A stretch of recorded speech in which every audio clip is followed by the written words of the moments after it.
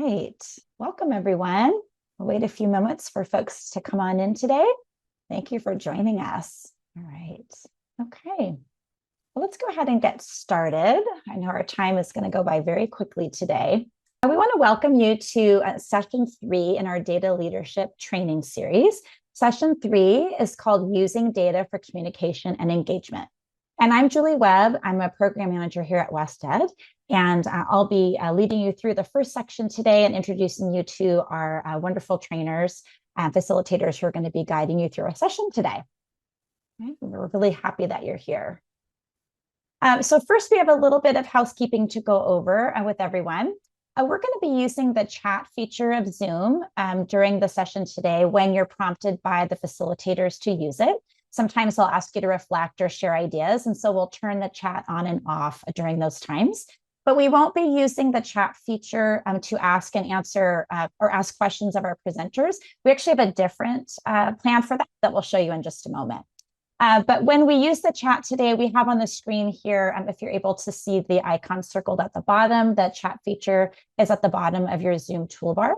And you select the chat icon, and then the chat window will actually pop open, and that's how you'll be able to use it. You just want to make sure that it's selected to share with everyone, not just hosts and panelists, so that all the participants along with you can see your reflections and your ideas. So let's actually take a look at our Padlet today. We're going to use Padlet as a launch pad to access resources and access materials, and also answer questions. We'll actually be doing some activities on the Padlet as well. So remember, instead of using chat, we'll be asking questions and engaging that way on Padlet. And the link to Padlet for today's session is in the chat for you now. So we just drop that in. And again, we're going to use the Padlet to post questions instead of using the chat. And our team here is going to be working in the background throughout our session today to answer the questions that you post in Padlet. And we sometimes will be even asking our friends at CDE and ETS to help us answer those questions for you to make sure you have accurate information today. So on your screen is actually what the Padlet looks like for today's session. The title is in the upper left-hand corner for session 3. And the Padlet is organized into columns from left to right. On the bottom of the screen, there's a little scroll bar. And if you kind of push the scroll bar over, you'll be able to see all the columns all the way to the right. So they kind of keep going for a ways. If we go back to the first column on the left, the first column has just some general meeting information. It has the access to the link there for materials in case you didn't already download those. There's a survey as well there that we're going to ask you to take today at the end of our session. And in the second column, actually all the columns are have headings that let you know the topic of the column. The first two are really about the meeting itself, and the rest of the columns go in the order of the presentation by section today. And again, we'll be directing you to certain columns for certain activities today. In the second column, we have the webinar and technical support column. And in this column, this is a great place to ask questions if you're having any issues with Zoom or even the Padlet itself, or any questions that are maybe preventing you or acting as barriers for access today. So feel free to add questions in that column as well. And the way that you do that is you take your cursor and hover over the plus sign at the top of the column that you want to ask the question. You click on the plus sign and a window pops open, and you're able to type in your question in that little subject spot. And the publish button on the upper right corner is available after you start typing. If you click the publish button, then the question will pop up into the correct column that you wanted it to be posted in. So that's kind of how we stay organized and how you can return to the Padlet during the session or even after the session and see the answers that we were provided to you based on the questions that you asked. So we'll be using that Padlet throughout today. And I'm very excited to actually introduce you to the training team that we have here today. We have Jeanette Montagna, who's Senior Director of Professional Learning and Leadership Support for Imperial County Office of Education. Jeanette, are you able to say hello real quickly? Hi, everybody. Thank you so much for being here today. Great. Thanks, Jeanette. And joining us again, we had Evan Bartelheim. He was also here for us for session 2 of the series this year. Evan is Project Director 3, Accountability and Data Literacy for Los Angeles County Office of Education. Evan, are you able to say hello? Hey, good afternoon. Thanks for joining us. Okay, thanks so much, Evan. I'm going to let Evan and Jeanette introduce themselves as we kind of go through the session today, and you'll get to hear a lot from them and learn an awful lot from them as well. So we want to talk briefly about the series itself. As we mentioned, this is the third session out of 4 total sessions in the Data Leadership Training Series. You're actually able to register for the final upcoming session through a link that we're going to be posting into the chat box for you. And all the sessions they focus on summative data for system improvement, but they all are unique in the way that they share different types of information. So attending one is not dependent upon completing previous sessions. So they're all distinct. So you can attend session 4 if you like. It's not predicated on this session at all, a different session. We're also going to be providing recordings of these sessions. In a few weeks, they'll be posted. You can find those on the CAASPP and ELPAC website, and they'll also be available on the CAASPP and ELPAC YouTube channel as we go. So for the training series, if you're able to watch those recordings later on, if you weren't able to attend the first couple of sessions, session 1 was using summative assessment data for understanding and improving systems. Session 2 was creating conditions for data-driven decision-making. And here for today, session 3, using data for communication and engagement. And in a couple of days, this week on Thursday, will be our final session 4, learning from data leaders. And we're very excited to have 3 leaders from different LEAs in California sharing the way they're using summative assessment data in really unique and powerful ways in their own context. So we're hoping you're able to join us for session 4 in a couple of days. So here for today, our agenda, we are finishing up our welcome and housekeeping section in just a moment. We're going to move on to supporting a culture of assessment and data use, and then essential role for educational partners and interest holders. We have a lot of information there to share as well. And also talking about effective data visualization. We have a lot of tools and resources today and some great activities to think that through and think through the needs of educational partners when we create our data visualizations and share data with them. Then we'll just have a brief wrap up at the end of our time together. And our learning goals for our session today is that you as participants will be able to understand the importance of supporting a culture of assessment and data use. You can recognize the essential role of educational partners and interest holders in the power of working with them to interpret data, and to learn about effective data visualizations. And we will know we're successful today if you're able to identify some key practices that you can employ in your own context to use data for communication and engagement. So we're actually going to use the chat for our first brief activity today. And we're curious to hear from all of you who've joined. We want to know why you joined this training. What is it about this training that you're curious about, that you want to learn something about today? If you have a goal for yourself or a topic you're interested in, we'd love to know why you're joining us today. We'll give you a couple of moments to add some things into the chat. Make sure your blue little button in your chat says everyone and not just hosts and panelists. Thank you for the reminder. So while we're waiting, Evan and Jeanette, do you have any particular part of the training that you're excited to share today? You know, Julie, it's in my job title, data literacy. So it's actually a topic that has evolved. I think this is actually a really good definition of data literacy that we talk about today. That's helpful because I really underestimated how deep a topic it was when I first took my role, and so I think it's a good way to kind of kick everything off. Great, thanks, Evan. And I'm interested in hearing about data visualization. You know, we all visualize data very differently, and everybody's perspective is different. And somebody that's used to numbers and all of the technical side of data sees data very different from somebody that doesn't see the technical side, right? If they're on the program side, we want to see beautiful charts and colors and not necessarily the numbers. And the conversations change once we understand the data, if we understand it our way, right? Not somebody else's way. So I'm interested to see what they share. Great, thank you.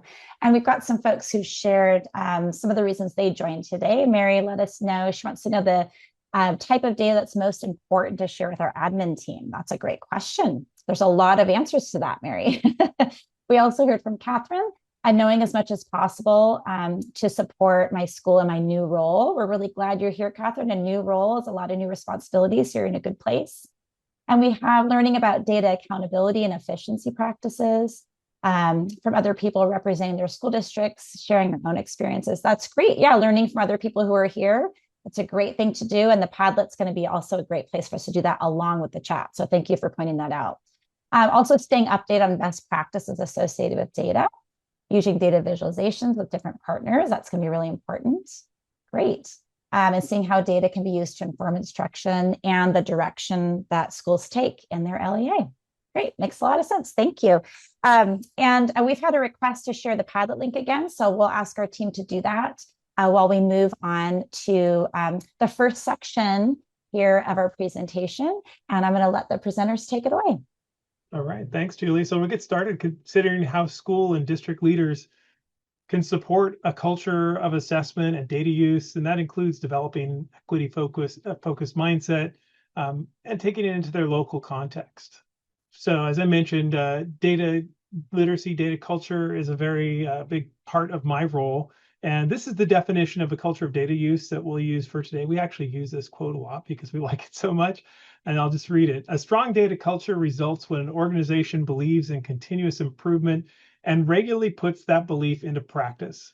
Schools and districts that have a strong data culture emphasize collaboration as a keystone for success, and they empower teachers and administrators to make decisions for which they are held accountable. And we just dropped the white paper from which this quote comes into the chat. So take a look at that. Culture data use really means that an organizational system and structures are in place to ensure that this work is ongoing, supports continuous improvement, and happens without oversight.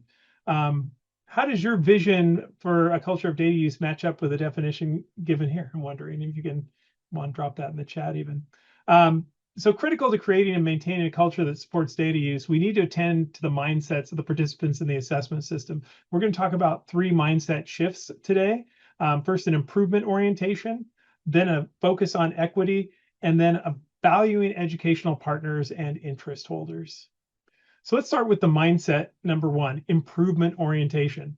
Continuous quality improvement efforts use a broad set of organizational improvement principles and strategies that emphasize the importance of inquiring about local problems, developing insights, and making iterative refinements to work processes as a result. These efforts are continuous when they attend to frequency, depth, and extent of the integration and contextualization of improvements within the system. So educators, educational partners, your interest holders should adopt an improvement orientation when interpreting and using data. That's the key thing. How do we improve this data we're looking at? We don't want to just admire the data. Leaders really need to help users maintain a stance towards continuous improvement by naming this mindset explicitly and expecting accountability among the data users. Using improvement models, we'll talk a little bit about Plan, Do, Study, Act. We also really like DataWise, but there are others. And it's just a model that can help you. It's very useful for professional learning, and these can support your improvement orientation. Data users need to have opportunities, and this is really important, not just to interpret data, but then to act on it to achieve some agreed upon goals. There's nothing probably more frustrating than, like I said, admiring data, but if you can't act on it, it just becomes an exercise. I think a lot of people become very frustrated with that.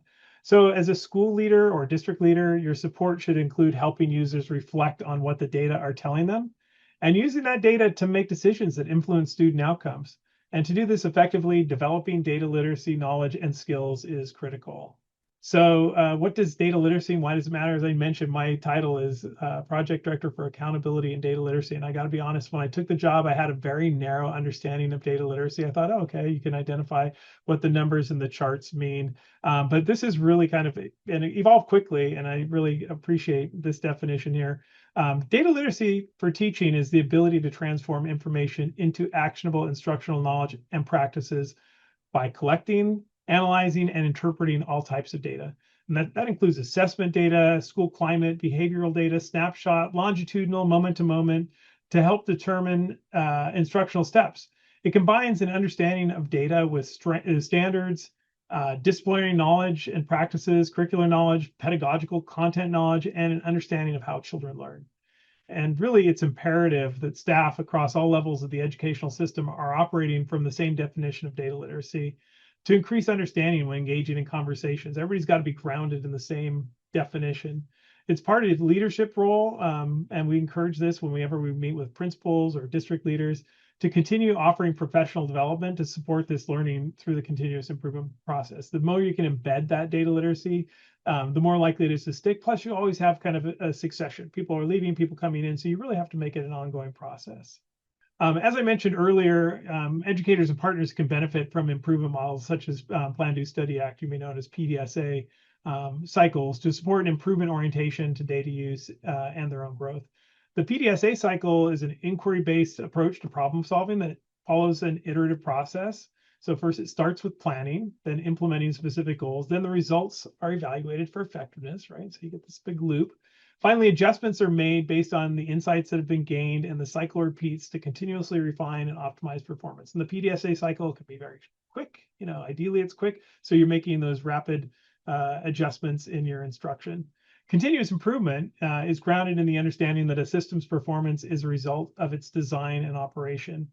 And everybody's heard this, the results you get are a perfect product of the system that you have, right? So local educational agencies really don't have control over all the factors related to systemic functioning. So part of this process to identify where there are opportunities for you as a school leader or even a classroom teacher to best affect positive change. Continuous improvement relies on cycles of inquiry, really, to support improvement.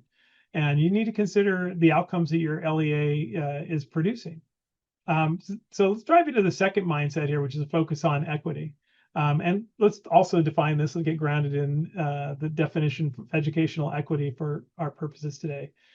Educational equity means that every child receives what they need to develop to their full academic and social potential. And this comes from the National Equity Project. I think we have a link to that. It'll drop in there.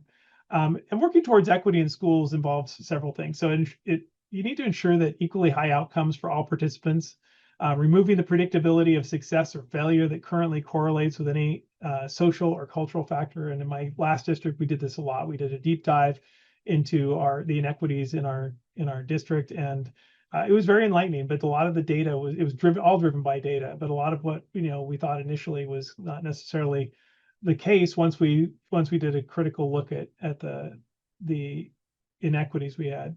It also involves interrupting inequitable practices and examining biases and creating inclusive multicultural school environments. And finally, it requires discovering and cultivating the unique gifts, talents, and interests that every human possesses. So going in with a strengths asset-based mindset is really important when you're looking at that. To achieve equitable outcomes for students, leaders need to support mindsets that focus on equity when using data. And to do this, they must place an explicit focus on centering equity, actively interrogate bias and deficit thinking, engage with a variety of voices and perspectives, use data to identify potential barriers to success, take a data-informed action to provide necessary supports. And a lot of this we talked about. A great tool for that is the use of protocols, right? A lot of these needs can be driven by protocols. So if you didn't join us for session 2, I recommend going back and looking at that, because protocols are really wonderful for developing an equity-based mindset. The final mindset we're going to discuss today is mindset number 3, valuing educational partners and interest holders. Educational partners or interest holders can refer to any person or group really with a vested interest in student outcomes. Partners can include teachers and other school or LEA level staff, school boards, parents. I'm a parent, and took a very keen interest in how my daughters were doing. But it was a different perspective as a parent than I had as a staff member. It can include caregivers, community members, and others. So when considering when and how to engage with educational partners, your messages and intent need to be tailored to that particular audience. Keep in mind that partners belonging to those non-dominant groups may experience barriers to participation, such as being unaware of how to best engage with data, for example, or feeling marginalized by the school system, or even being intimidated by exploring academics in English, right? So that's important to keep in mind. Consider your educational partner's level of expertise and comfort in the discussion of data, what information they need, and how best to communicate that information. Educational partners and interest holders can successfully engage with data when their specific needs are met, of course. And some of these may include providing them with technical information about the data they're interpreting, including the data literacy that we were talking about earlier. Opportunities to authentically engage with data that really values their perspectives and insights, and that's really key. A safe, inclusive environment that creates a sense of belonging for all participants. Once again, I go back to the data protocols. Those are really effective in creating these environments and having norms for your meetings as well. And then regular communication with data to provide transparency and increase knowledge and awareness. We will begin exploring using data for communication and engagement with educational partners in some of our upcoming slides. So let's bring together these ideas about what it takes to support equity-focused mindsets and a culture of assessment and data use with a useful resource that you can access today. The Institute of Education Sciences practice guide titled Using Student Achievement Data to Inform Instructional Design Making provides a framework based on 5 research-informed recommendations on examining data at all system levels. And we just dropped a link into the chat. So first, among the 5 recommendations is make data part of an ongoing cycle of instructional improvement. And you do that by using a systematic approach to collect a variety of data, to interpret the data and make modifications to instruction. We talked about this in our last session, where we talked about Victoria Bernhardt's and multiple data sets and how you can benefit from sharing lots of data, not strictly just your assessment data. Second, we need to teach students to examine their own data and set learning goals. And this is critical, right? We can assist students to report achievable goals and discuss achievement gains, seek to understand factors that motivate them, and make modifications to instruction based on their voice, right? And getting student voice is among the most powerful things we can capture in our data.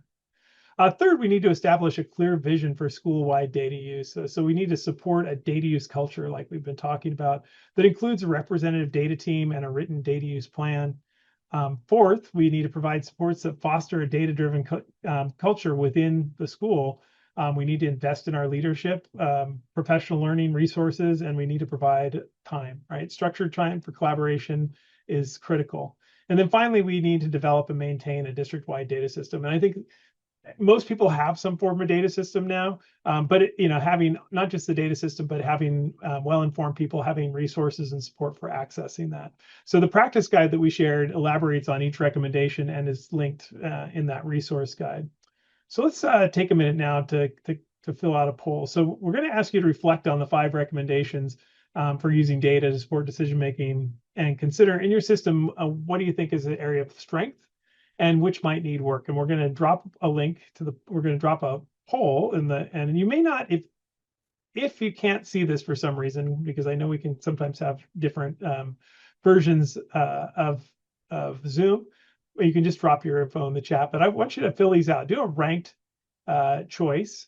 So give us your top, where you think what are your areas of strength, down to choice 5, which is the greatest area of weakness. So we'll give you a minute to fill that out. Jeanette, what do you find in working with your districts? What area do you think is most commonly a strength?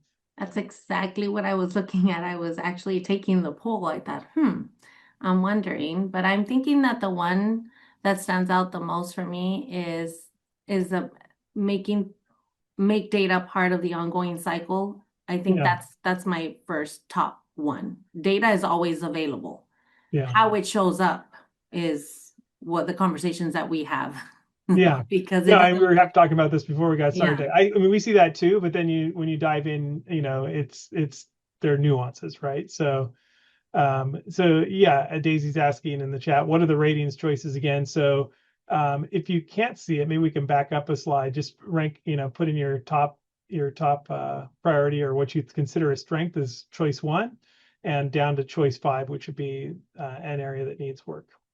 I also feel that providing supports that foster data-driven culture, I mean, I think that the supports are there. People want to, the desire is there, but it's not always at the par, at where we want it to be, but that's what we're striving to do in all of our districts right now.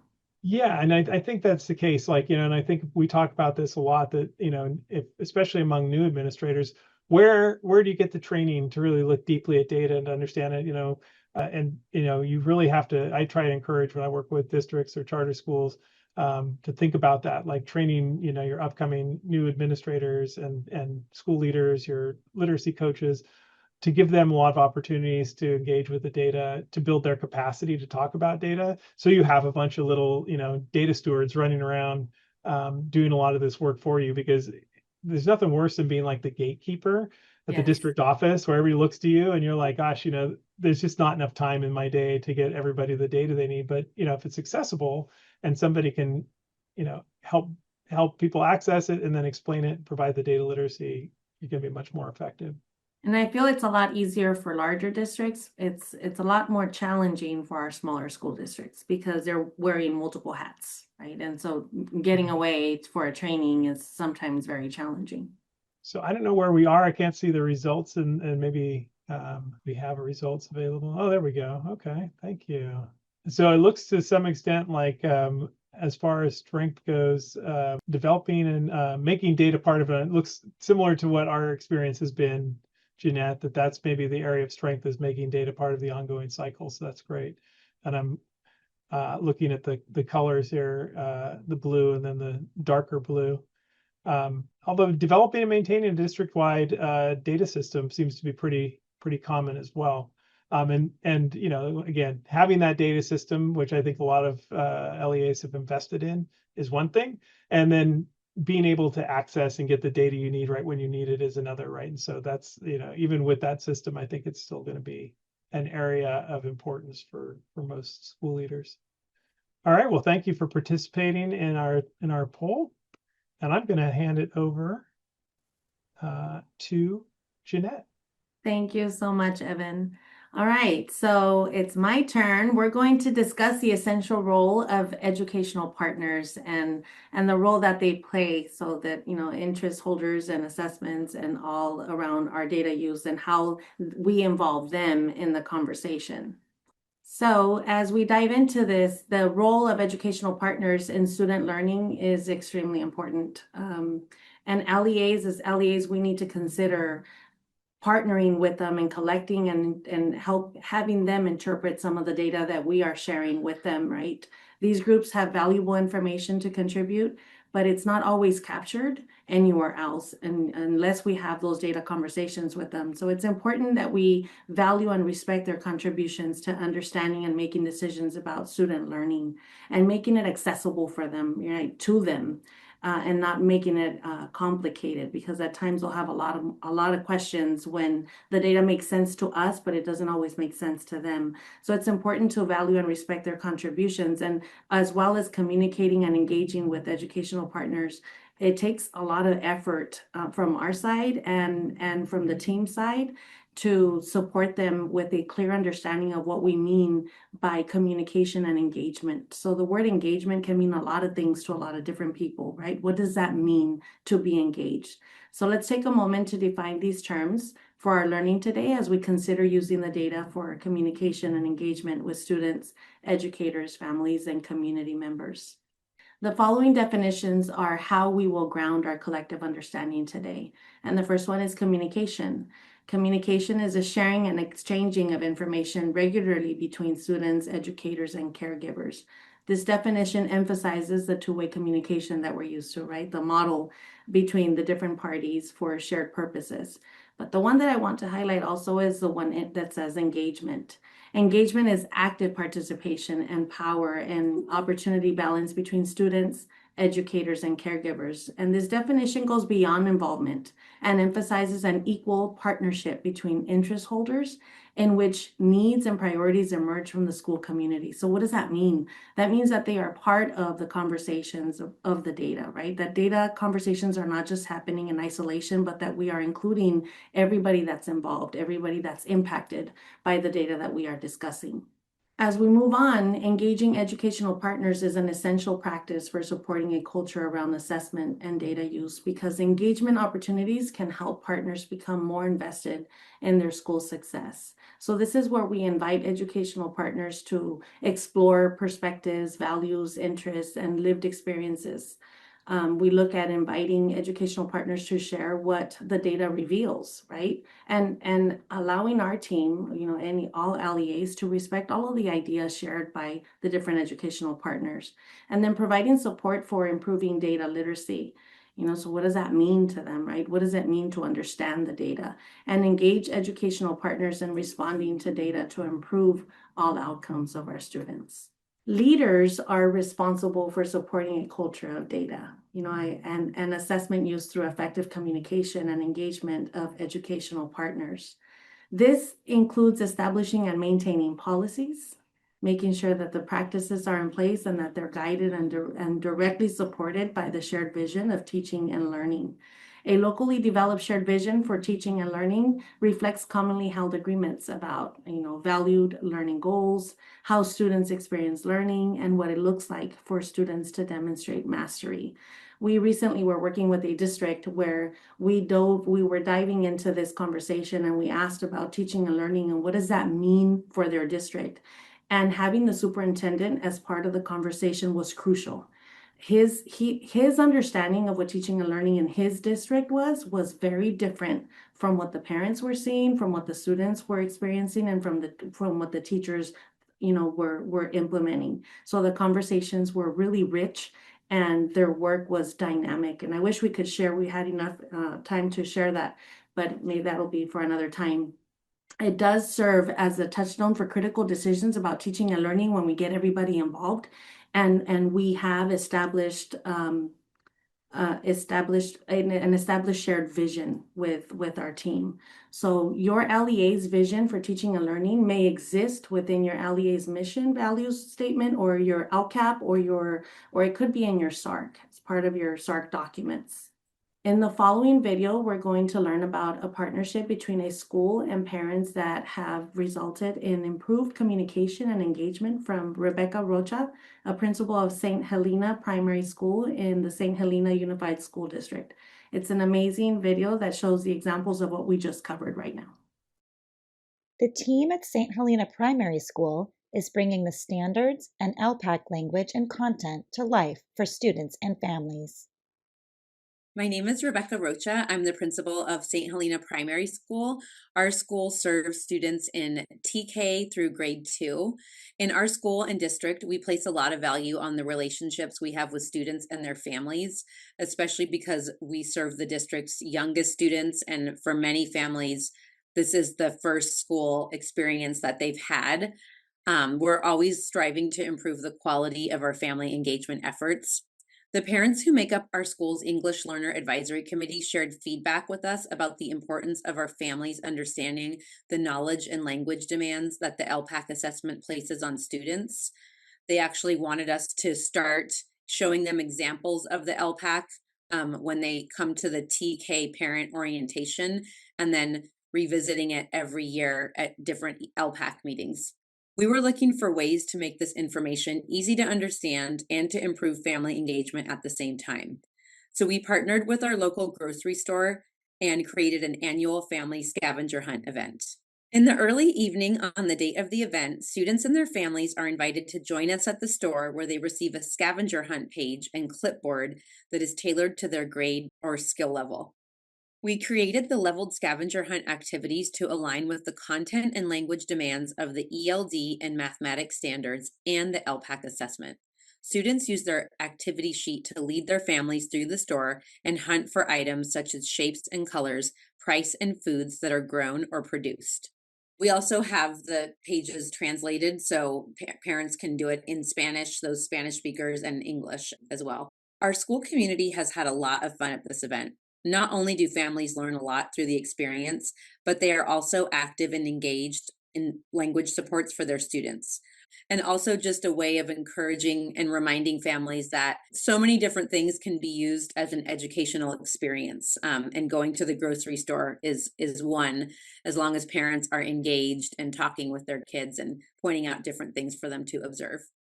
We found it to be a positive and approachable way of building assessment knowledge among our students and their families.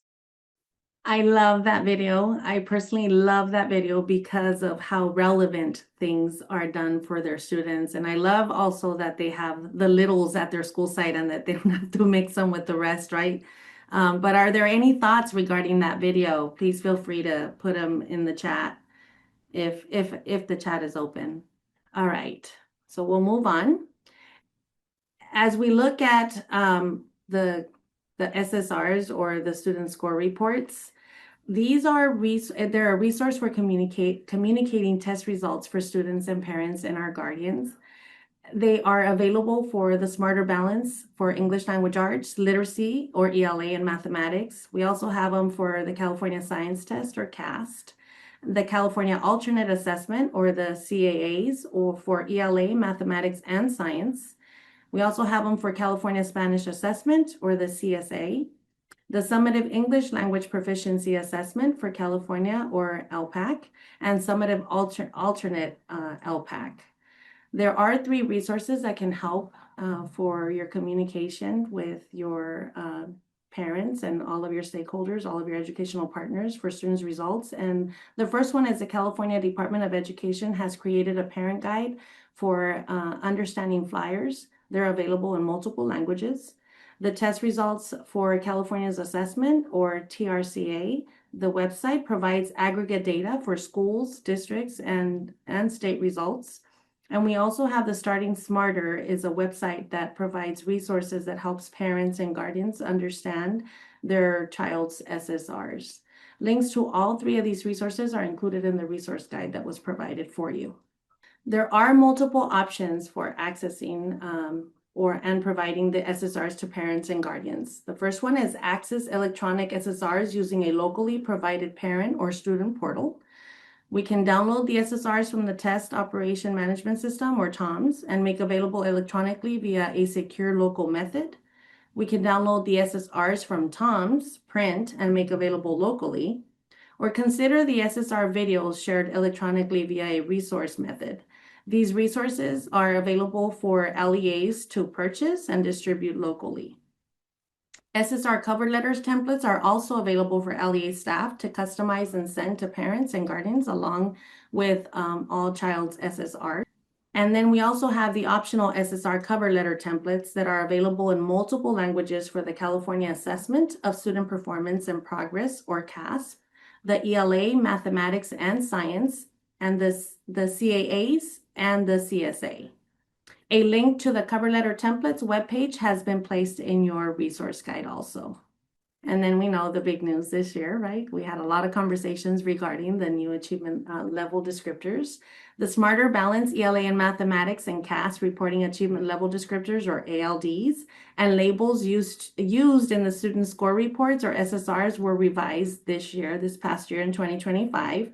The ALDs are also used on the TRCA, the test results for California's assessment website.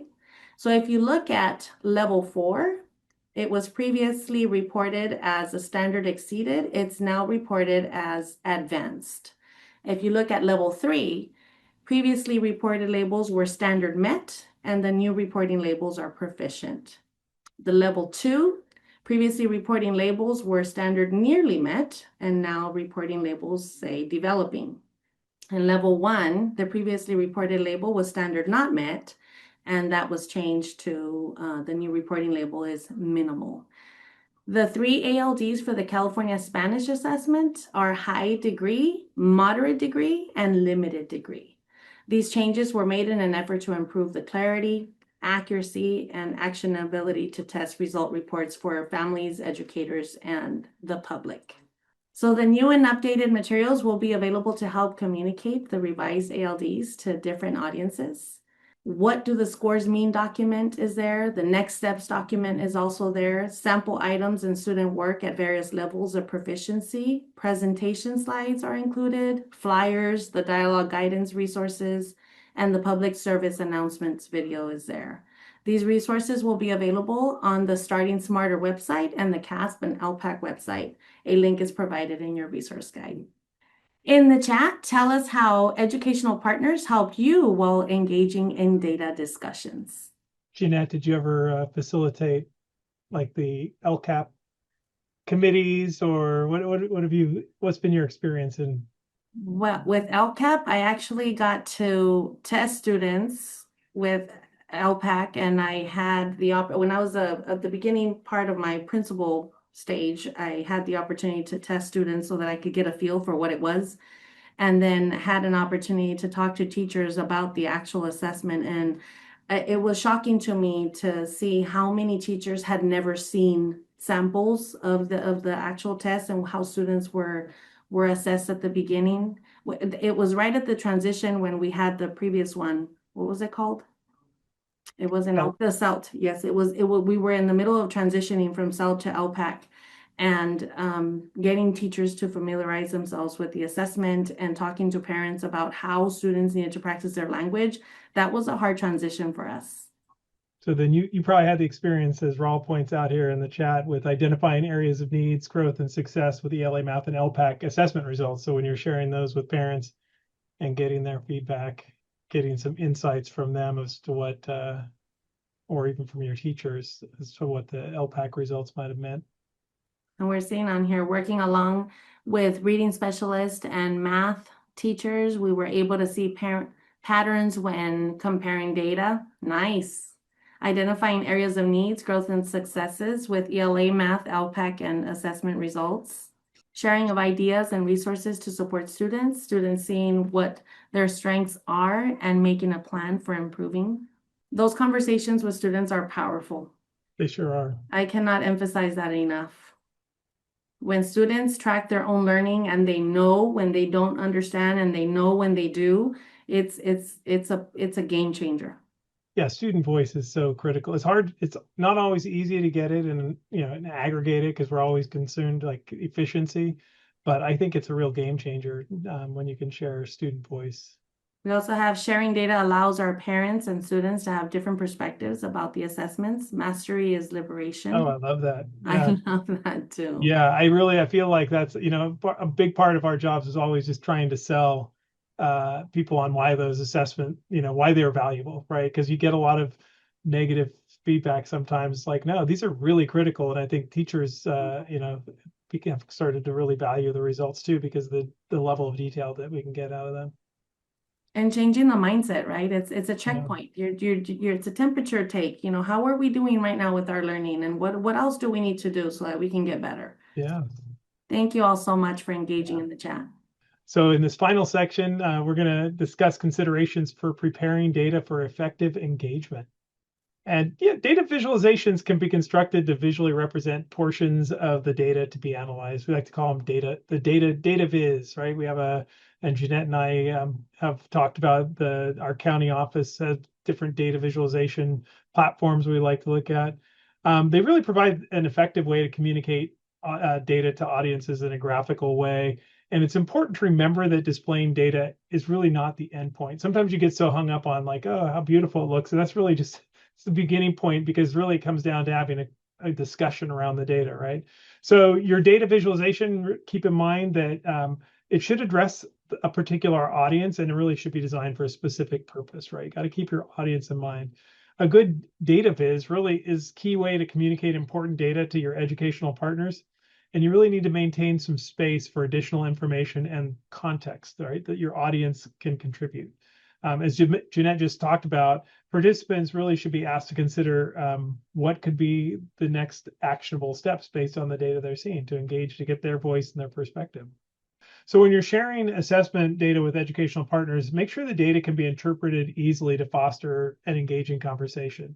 All of your educational partners, including students and families, should be brought into the discussion.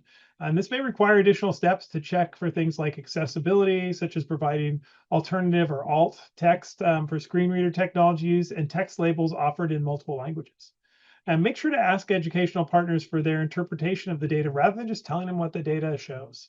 Our partners care about the data that we share with them and are really invested in the success of their students who are represented in that data.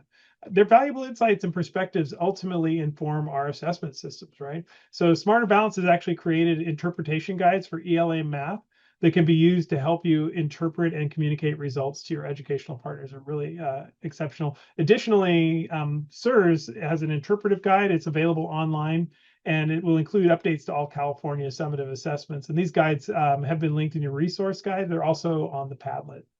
So for educational partners to meaningfully engage with data, we really need to lay the groundwork for the engagement by carefully preparing appropriate data visualizations. While there are many considerations for preparing data visualizations, we highlighted 3 to discuss today. We'll keep it simple. They are the type of data visualization we choose to create, make sure that it matches our intended purpose and has our audience in mind, that the data is intentionally organized to maximize understanding and efficiency, and finally, that the text clearly labels the necessary information being featured. So we're going to look at some examples of that. So the first step in preparing a data visualization is selecting a type that matches your intended purpose. Are you planning to compare 2 sets of data to show a part of a whole? Do you want to show changes over time? We love changes over time, right? So each purpose presents a different data visualization opportunity, and you'll need to decide the best way to communicate your purpose. So to compare data, you might choose a bar chart, right? While a pie chart might be best to show part of a whole. Like oftentimes we'll see that when we're looking at enrollment data, for example. A line chart really is optimal for showing changes over time. Like I said, we love our line charts. Another factor is the type of data that will best illustrate your purpose. And this might be quantitative, qualitative, or a combination of both. You want to align with your purposes for displaying the data. That's key. Finally, it's important to take into account the audience who's going to be interacting with your data visualization. How familiar are your educational partners with some of the more complex data visualizations? How much experience do they have analyzing and discussing data? The answers to these questions are really important to know, so they're going to influence your decisions that you make. So once you have selected a type of data visualization, you're going to need to organize the data carefully. And here we're going to use it as an example, a bar chart that we can improve together. So let's imagine that this chart depicts the number of grade 3 students who received the highest score on a summative assessment at the end of the 24-25 school year. Students received scores that depict their proficiency in the writing traits of organization and purpose, evidence and elaboration, and conventions. So you'll see the example on the left is a bar chart that organizes the data by writing trait as they appeared in the scoring rubric, right?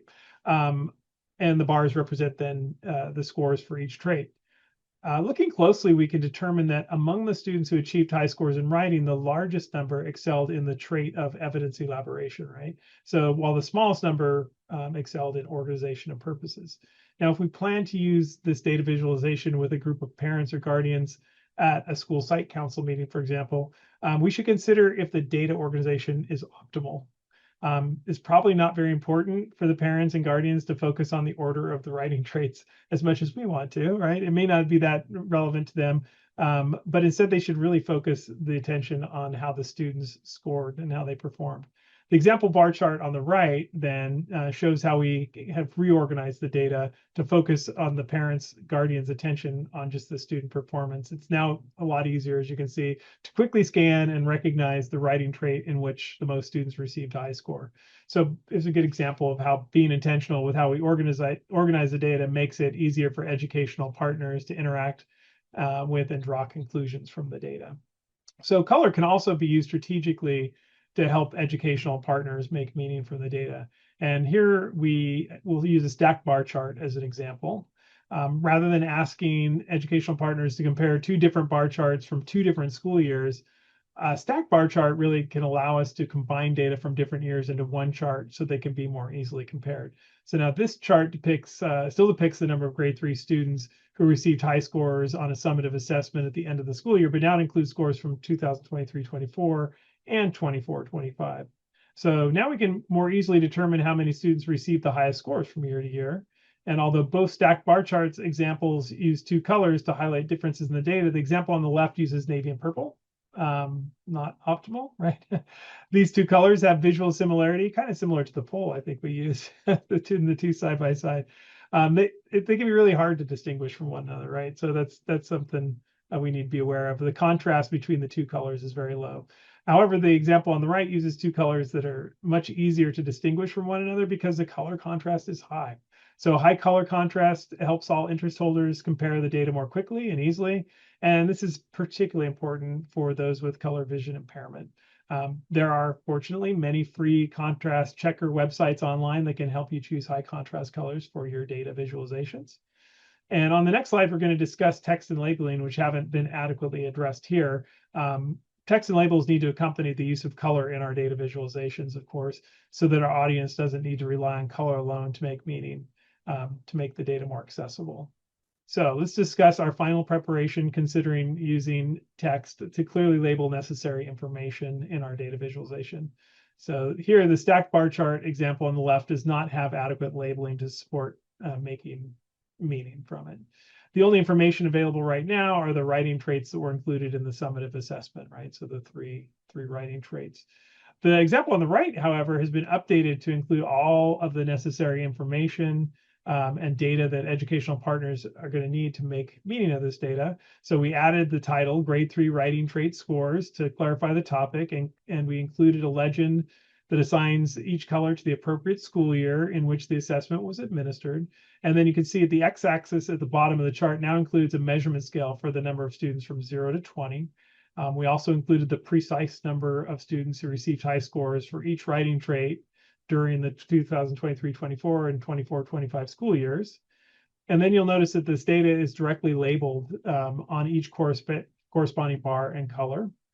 So for example, during the 24-25 school year, 14 third grade students received high scores in evidence and elaboration, but then during the 25-26 school year, the total increased to 20 grade 3 students. That's much more easily noticed there.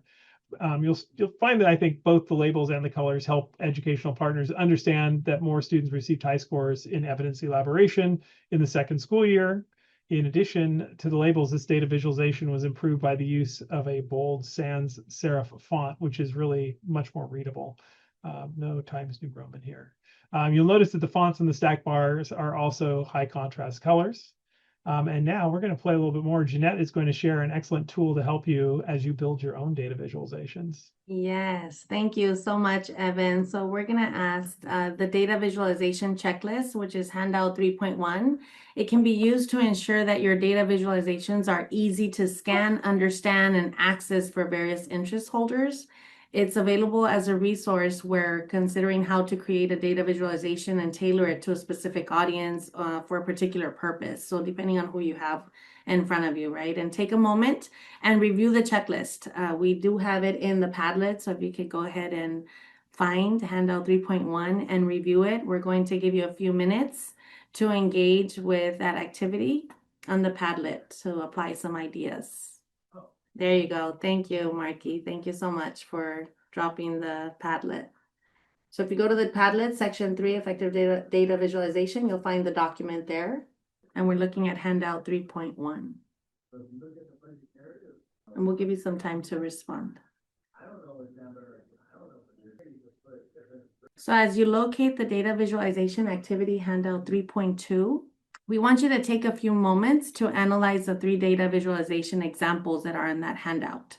And for each example, we would like you to suggest how it can be revised for improved communication and engagement with educational partners. So similar to what you were doing with Evan a little while ago.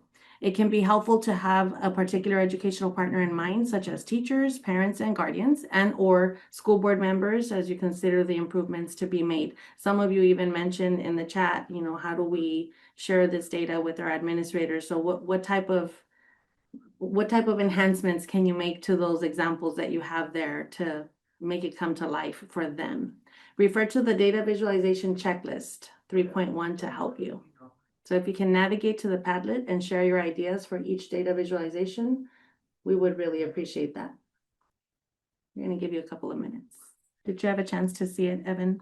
Yeah, I did. Don't want to overly influence anyone. It's funny. Yeah, What jumps out at me to share, is, but I did look at it and I thought, yeah, it made me think. Is when I was at my last district, this was a few years ago, but we were revising our middle school math acceleration pathways. And so I did a lot of enrollment by the numbers, how many eighth graders were enrolled in algebra, and of course you want to maintain equity, but there was, the standards had changed, and, the teachers had their own opinions. And so, yeah, I did a lot of these visualizations. I probably could have used this webinar because I don't think I was quite the expert in creating data visualizations then, but That's exactly what I was thinking when I looked at it. I thought, oh my gosh, I needed this like 10 years ago. yeah. I just noticed that Gary said some added context may be helpful. So you can work on this Padlet until 7 minutes after the hour, so that you can have some quiet time. And then we'll review some of the comments that are on there. So I think Nisa, she's saying, what am I supposed to be looking at? So if you open up the data visualization activity handout 3.2, that's in the third column for section 3 there, and scroll in a little bit, you'll find some 3 different data visualizations, right? So data visualization 1, which is 8th grade algebra enrollment, it's a pie chart. Then you'll see data visualization 2, which is a benchmark proficiency line chart.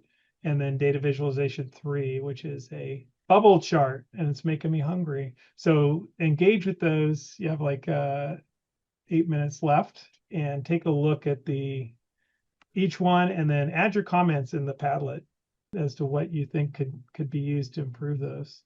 This is still something for me, Jeanette. When we are putting together, we did a kind of a hybrid chart for a presentation. It was a line chart with bubbles, right? Because we wanted to both show the direction things were going, but then also we wanted the districts to be represented by size, right? Because in LA County, we have LA Unified, right? The second biggest district in the country.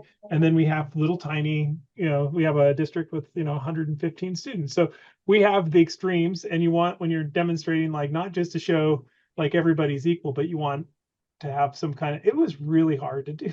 It was. So we had to really think through that. How do we both represent, what's the significance of, this improvement at LA Unified versus, a much smaller district that maybe has a graduating cohort of, 100 students. So all these are kind of key things we're talking about. Also thinking about, well, who our audience is, right, for that particular activity. When our county office began the project with Power BI and housing all of the state data for our local districts, we went to our superintendents a lot, and their personalities came through, because one was wanting bar graphs for certain things, while somebody else wanted circle graphs, and then someone else wanted just numbers. And so what our superintendent did is they could see the same data in 3 different formats for some of those things, and that's because of their request, because of what makes sense to them and how they are explaining it to their educational partners, especially during board meetings.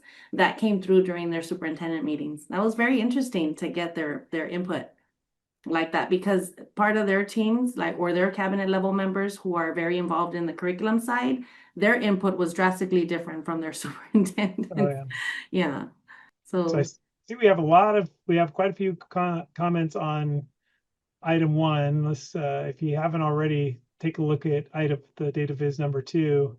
And there we go. Just as I say that, I start seeing they start popping comments popping in. We still have about 6 minutes. Yeah. And this is a great activity, because so many times as we're looking at data, especially when we're working with a district that doesn't have a hub to create the visuals the way they want them to be created, a lot of the times they create them on Excel or they create them elsewhere. It helps to see the input that they give based on what they're seeing right now, because what might make sense to me might not make sense to the team that I'm sharing this with. Yeah, I think that's it's a good thought activity too. When you're meeting with the team, this is a great time of year, right? So if you're a school leader and you start to get all your summative assessment data is now pouring into TOMS or SIRS, whichever one you prefer, and you can start to, maybe it's getting close to complete, and you can pull your data in. I think we shared earlier one of the tools, I think maybe it was in session 1. There's a Sacramento County Office of Ed had a great Excel tool, right? So being able to use that, and it does provide some data visualizations. that are really well done. But you It's know, you nice. can look at those and look at and consider your own. What might be some specific details that you want to break out and put into your own charts, right? You may want to look at it by grade level, you know, or you may want to look at specific writing traits that are in the student score data file that's in Tom's. But you might take your leadership team and say, which one of these gets across what we really want to get across, or which one is most engaging for our grade level teams, for example, or our departmental teams. There's the Excel sheet. Julie just dropped it in the chat. The CAASPP and ELPAC tools. Yeah. Yeah, I can't plug this enough. We share it with all our Yes, that's what we did. We shared it with everybody. yeah, we have our assessment and accountability network, and it's like just download this and you know download this your student score data file and drop it in here, and you'll be ready to go. And you know you can share that data now. You should be talking about that data. You don't have to wait till October 15th when it's released. You can dive right in and start, and you should be sharing that data locally, having conversations with your staff, having conversations with your board. So that's an excellent tool to get started. We have 2 minutes left. You know, it's also important to note that we don't always have to provide what's in our dashboards, right? We can always add additional data. Yeah. Grab the data that's going to tell your story and share the data that will tell your story. That could be quantitative, qualitative. It can come from different areas. Yeah, I do think we kind of get locked in because we have this really expensive analytics tool and it provides the data in a certain way. But yeah, sometimes it's the simpler is better, especially if you're just trying to highlight, a simple disparity, right? Especially if you're looking at student group performance, for example, and you're saying, we still haven't closed this gap, or this still remains Right. an area of high importance for us, right? And maybe that's best accomplished with a simple bar chart. Okay, I think we are 7 minutes in. Yeah. All right, so let's review. Let's review some of the ideas that you shared in the Padlet for ways to improve data visualization number 1. So we see, and you can help me with this, Evan, please feel free to jump in if you want to read a couple. Well, like Gary's right out the gate with the somatic context may be helpful for teachers and definitely for parents, right? So yeah, that would be very helpful. And how would you go about getting that, right? So it's funny how a lot of them said labels for sure. Yeah, labels, probably, why are we considering this? Kind of like what resonated with me. Why is grade 8 algebra enrollment important? Is because, well, we don't typically have a lot of 8th graders enrolled in algebra, right? If we have a grade 6, 7, and 8. So we may want to look at, and who are these students? Is there an equitable distribution of students in grade 8 algebra, or do we have barriers that are preventing all students from accessing that, right? So that's, but yeah, that would be helpful to expand on the chart title probably. So I have one that says, I think the pie chart as example number 1 is perfect. It shows the makeup of students in K-12, one room, schoolhouse who are taking 8th grade algebra, 55% to 10th graders, 30% are 5th graders, and 15% are 4th graders. What a diverse class. Interesting. No 8th graders are enrolled in 8th grade algebra. Brilliant chart. See the /S after there for sarcasm. Yeah. Yeah, I think also that somebody mentioned include percentages without each section of the pie chart, including student groups, right? So we talked about this at the last session, the significance of being able to disaggregate data and how important that is. And sometimes you may have 14 student groups, and other times you may only have a handful. That's just the enrollment within your LEA.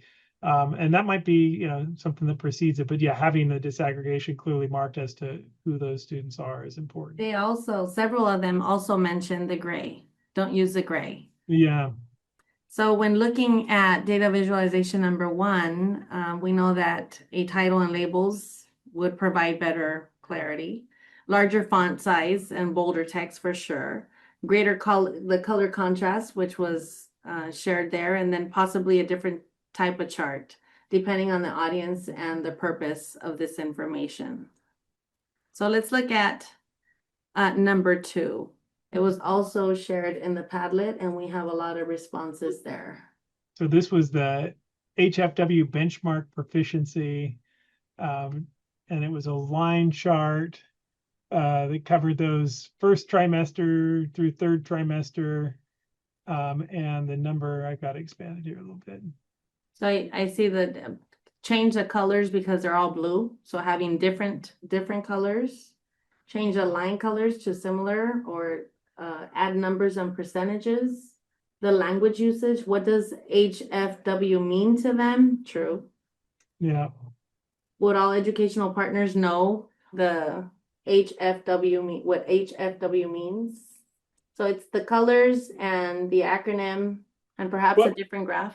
Yeah, I think a different graph in this case. I think Amy noted that it maybe a different, maybe a bar chart might work here. And it is true. It's like, what are we looking at? What do those three different bars represent? Do they represent different, our same three different main student groups? And then we would want to see comparison across the trimesters, right? Side by side bar chart, so we can see the difference. And then we both see the growth, and then we can be able to also compare the gaps between the student groups. So that was a great insight. Yeah. You know, one of the things that makes me reflect and think about how many times we bring data to a group that makes sense to us, because, you know, to somebody, this chart might make full sense, and someone else receiving it doesn't. And so having these conversations prior to starting the data conversation with a group of people or any educational partners, I think these types of conversations should happen first. Right. So when looking at data visualization number 2, well, it can be improved in many different ways, right? A title that uses a sans serif font, a bigger font, and get rid of the acronym. It should say high frequency words, and then removal of lines and boxes that don't serve a purpose, like those on the bottom, those boxes on the bottom. They can create clutter, and so we want to make sure to get rid of all the clutter, and then clear labels and greater color contrast. Everybody mentioned that. And then changing a vertical text on the left side to horizontal text to improve the readability. That would be very helpful. That's why I was zooming in. It wasn't just that it was small, it was that it was, I couldn't see it. Wasn't aligned properly. All right. Finally, let's review some of your ideas that you shared in the Padlet for ways to improve data visualization number 3, which you had in the Padlet. Yeah. Yeah, bar graph could have conveyed this. I see a couple different graphs. That said, though, I like, maybe because, well, of course, what is the difference in the counts, and what are we comparing? What's the overall polling? And some of them did say, I think this information can be displayed in a simpler format, right? Not make it so complicated or so. It's hard to the eye. I wear contacts, and so seeing those bubbles doesn't sit well with my eyes. Yeah. But I kind of, with Plateau Pathfinder, the pizza pies are clever, right? So if you were trying to convey this, maybe you would use shapes. Like if you were doing polling, it could be a fun student project or something, about. But I mean, we've seen student data projects where they're talking about waste in the cafeteria, and we've engaged students. I mean, if you're in a problem or project-based learning-oriented school, you may have all sorts of stuff like this where the kids are displaying the information themselves, and it would be really helpful to give them this kind of data checklist, right? So they could determine how best to convey it. That's right. Stack pizzas on a bar. All right. So we can improve this one in many different ways also. The addition of a title that clearly explains the data represented, simplify the language used for labeling based on the audience. So for example, change the word freshman to grade 9, because that would be easier for parents to understand. A greater color contrast, and then possibly a different chart type, more clearly organized for sure, so that it can make meaning. Great. I'm gonna hand it off to Julie. Thank you, Jeanette and Evan. Thank you to everyone for your participation, especially in that last activity. There were a lot of great suggestions and a lot of clear problems with the data visualizations. Unfortunately, I wish I could say I haven't seen these problems in real life in LEAs, but we have. So it's great to do a little exercise and remind ourselves of all those different interest holders who are going to be interacting with our data and how unfamiliar it can be. So thank you again to all of you for joining us today. And we're hoping that the resources that Jeanette and Evan shared throughout the slides, as well as the materials you were able to download, we hope that those were really going to be valuable to you in your local context. And I want to personally thank Jeanette and Evan for your facilitation today and all of your expertise. It brings a lot of richness to the webinar, so we really appreciate it. And thank you to all of you for your continued engagement throughout our session today. On our screen, we have our QR code for our exit survey today. We've also dropped a link into the chat for you. The link is also available in the first column at the bottom of the Padlet. So if that's easier for you to navigate there, you're more than welcome to do that. Or of course, you can use your phone and scan the QR code on the slide. Your feedback is very, very important to us. And we use all the feedback that we receive each year to make improvements to this data leadership series, as well as other offerings that WestEd and ETS and CDE provide to you all in the field, because we want to hear what matters to you and the local challenges that you're coming up with and the needs that you have, because that's how we keep this information timely and relevant and hopefully the most useful that it can be. So we really hope that you'll take a few moments to complete that survey for us. We do a survey at the end of each session, including we'll do on session 4 later this week. And again, all that information is very, very valuable to us. And we take that very seriously and use it to make improvements. So hopefully you can scan that code and follow those links before we close out today. You'll have a chance to take that survey. We have a couple of minutes before we finish out. So we want to revisit the learning goals that we had for session 3 today.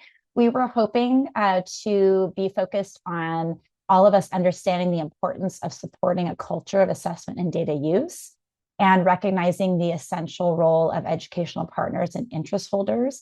There are a lot of different educational partners and interest holders, and I know Jeanette and Evan gave a lot of great examples today of the importance of working alongside those folks and with those folks to gain their perspectives and honoring and respecting those perspectives. We also want to make sure that we use effective data visualizations to help all those interest holders help us make sense of the data that we have so that we can have better outcomes for our students.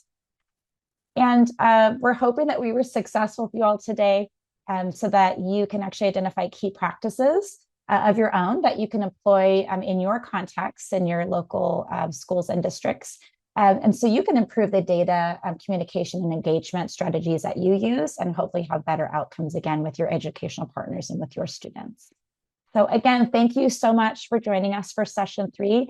And we hope all of you are able to join us on Thursday in 2 more days for session 4. And again, you can sign up on the CAASPP and ELPAC website in the upcoming training opportunities tab there. And we hope to see you then. You have a wonderful afternoon. Thank you for joining us.